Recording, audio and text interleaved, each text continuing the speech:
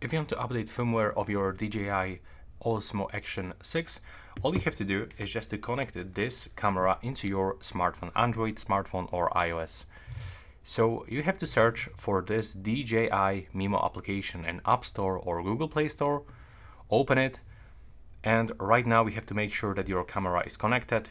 When it is connected and when you enable the Wi-Fi and the Bluetooth on your device, then you should get this automatic connection, just like this.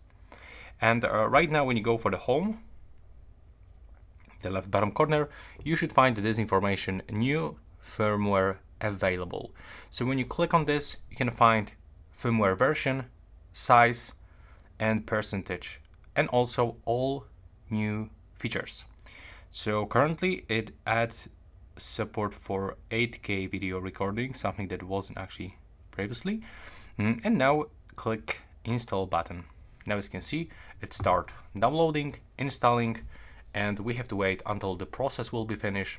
So in the screen we can find information that it will take around 2 minutes. Thanks for watching. I hope you find that video useful.